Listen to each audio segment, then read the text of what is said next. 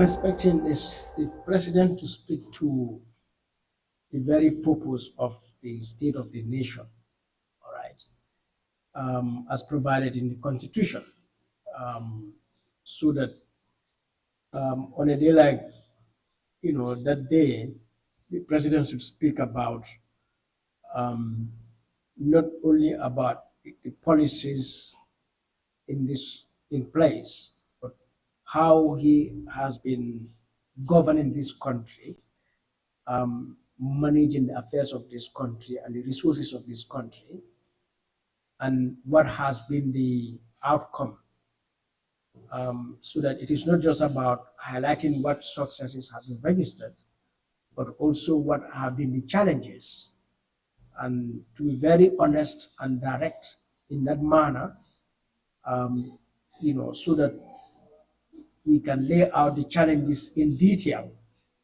um, so we understand the nature of these challenges and therefore what solutions um, he is thinking in terms of addressing those challenges and you know um, going forward to next year.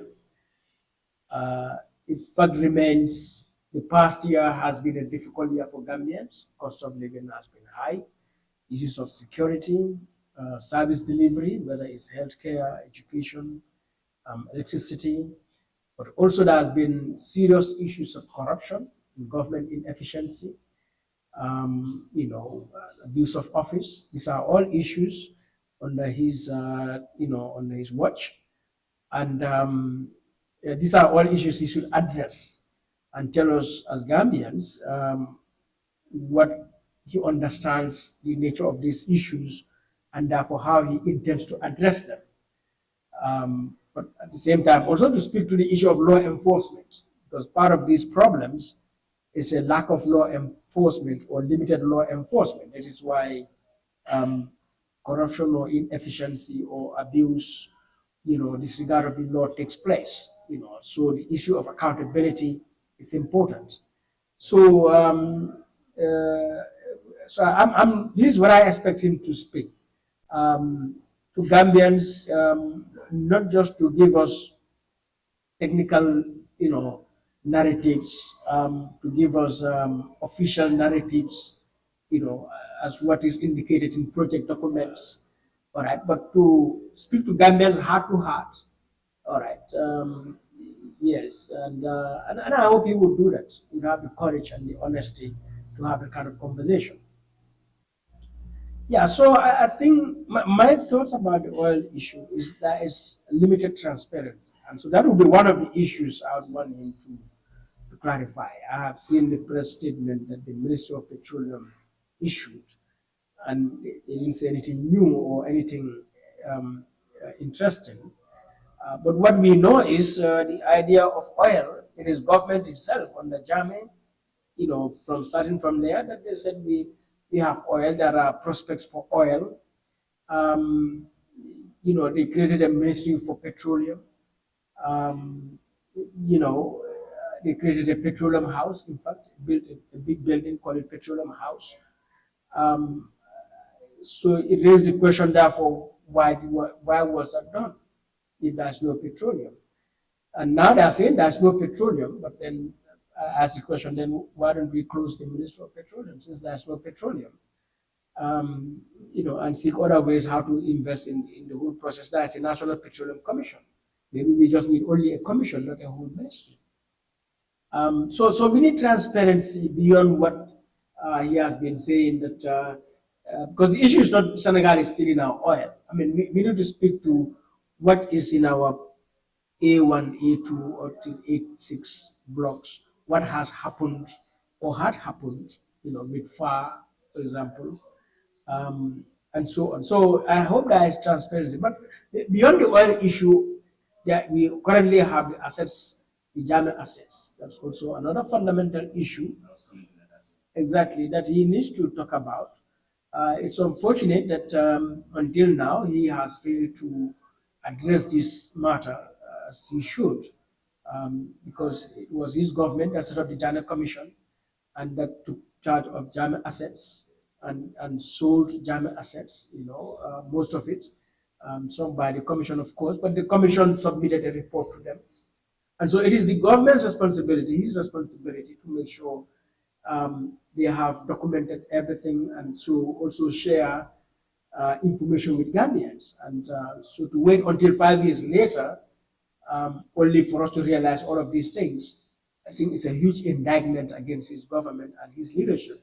So I would expect that the State of the Nation address, he will speak honestly to this matter as well.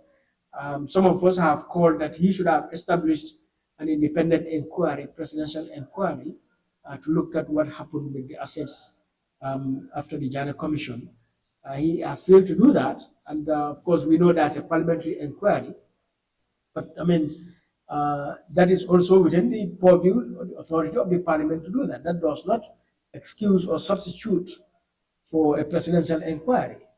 So for me, he is addressing the matter in a half-hearted way, and we need a lot more than what is happening. Because I mean, um, it was his job. It is his job.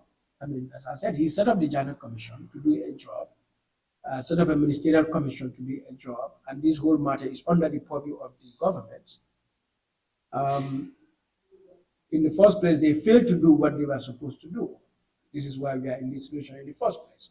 So, as a president, he should take personal responsibility to correct what went wrong. And so, he doesn't have to wait for the parliament to do their job or anyone else. He should take responsibility, to correct his own mess. And so I expect that that is what he's going to do. But so far, he has done nothing.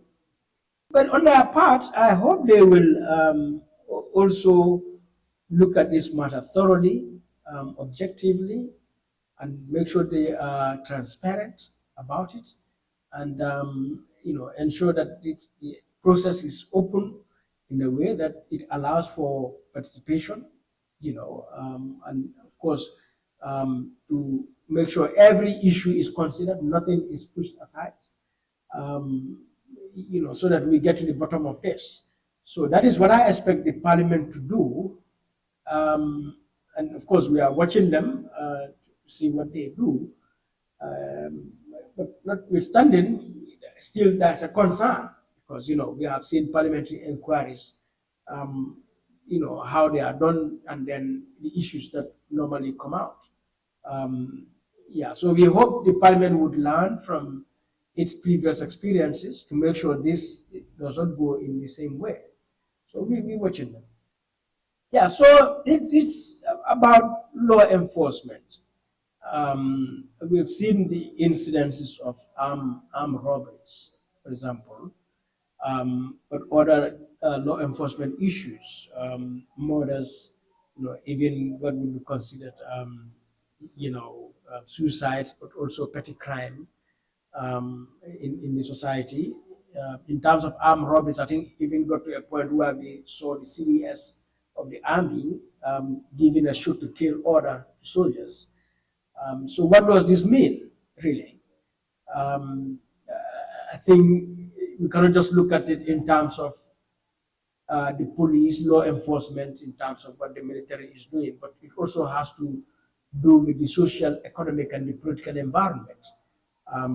Because security doesn't happen in an isolated way, it doesn't happen in a vacuum. A lot of factors are connected. So that whilst it is important that we equip the police in any way, possible to better, ensure their effective, combating the crime, it is also important to look at what other factors generate crime. Why would people go into crime? And that has to deal with the poor social and economic realities of the society. So I think the government needs to look at these issues from security from that perspective. How do we make sure that we deal with create opportunities? Because when you look at it, it goes in two ways. There's one or maybe three ways.